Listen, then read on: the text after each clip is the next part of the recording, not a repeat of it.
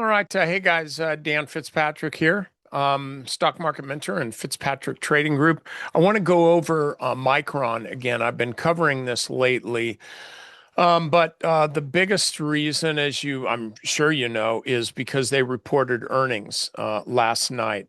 A few days ago, on Monday night, Korea basically melted down. At least the semiconductor and the memory space did. It was like a 10% drop, which doesn't happen very much in a market, but it did, and that really scared people out of the data storage and memory space. So you could see all these stocks really tanked. Micron fell down and stayed there really because of earnings, and the thing had gone up so much. Let me zoom out. Hello. It'd gone up so much that it seems like it would really only be prudent for you to be saying, and if you're running a little bit of money, running a lot of money, it's the same thing. It'd be pretty prudent for you to say, you know what? This thing has had one hell of a run. Korea, the Kospi, not good. SK Hynix coming to the US market. I don't know if that's a tell for a pop, for a bubble, whatever, but I think I'm going to stand pat down here and we'll see what happens to the stock when Micron, the company, reports their quarterly earnings. And you just know that they're going to be off the charts good. I mean, this is looking back over the last quarter. We know what this business has been like. So you're looking at that saying, all right, the market's not going to be impressed with earnings. What will it be impressed with? Well, I guess revenue, maybe future outlook. That's typically the thing. But because it's gone so far, I'm really concerned about more of a sell off. So they stay pat right here. Okay, so they report awesome earnings, give forward guidance that's better than expected, talk about big CapEx expenditures. I'm repeating myself, just all kinds of good stuff. And so, what happens to the market? What happens to the stock? Well, this puppy gapped up like 18% at the open. And then this is what it did, like they all kind of did this. It gaps up, stays there for the first cup of coffee, and then it absolutely gets filleted here by 9%, still up quite a bit. Okay. Up 8%, but it gets absolutely, it essentially retraced half of the gap. And not only that, but SanDisk did the same exact thing. This had a heck of a gap, gapped up 16%, ran up a bit more. And then what does it do? It retraces like half of the gap here. We can look at Western Digital. Western Digital didn't even stick around for a cup of coffee. It just turned on the coffee maker and said, "What the hell, I'm selling." Right away, bam. Stock comes down 9% from the open and retraced more of the gap, more than half. Seagate, right along with it, right down, almost closed the gap. So the bottom line is this, though. These stocks, when they gapped up, they did attract selling. Selling came in and knocked these stocks down. You can see, we'll just go through this. Higher than average volume. They all will be. Higher than average volume. Higher than average volume. Micron, much higher than average volume. So these are stocks that were under pressure today, but not enough pressure to sell off, just enough pressure to correct some of the gap. And so, what's my takeaway here?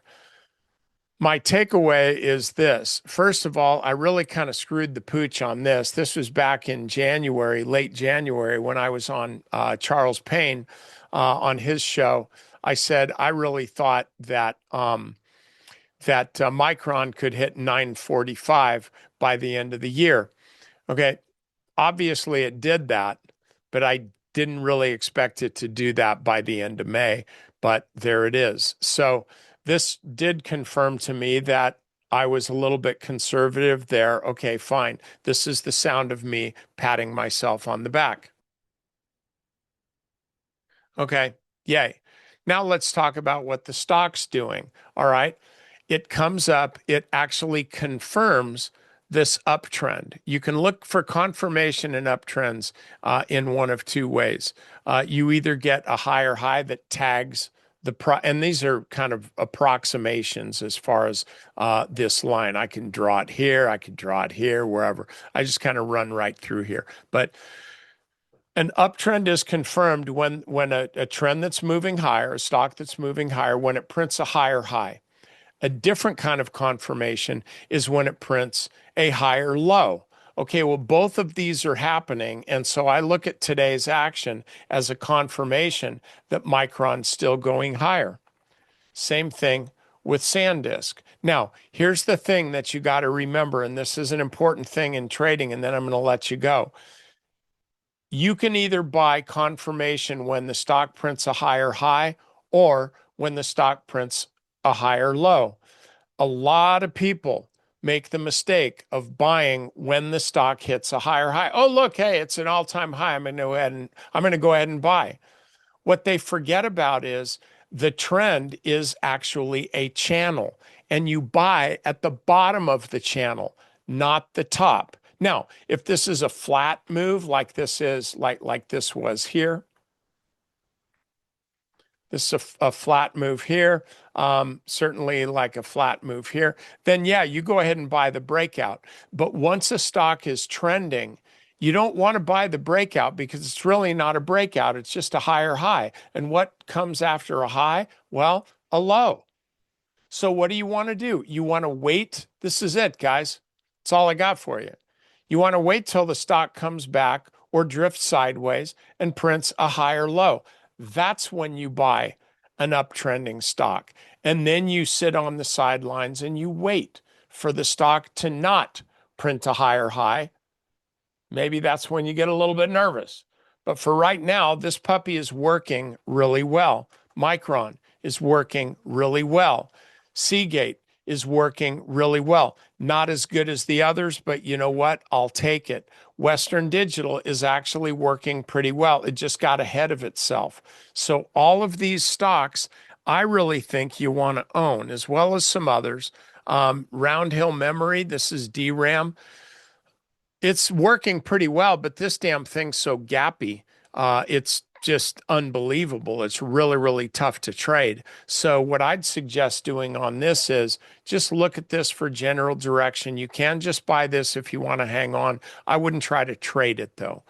It's liquid, over 100 million shares. It's definitely liquid, but it's just kind of a tough stock to trade. I would rather be in SanDisk or Micron. So, okay, that's all I got for you. Hope you had a great day and also have a massively awesome evening.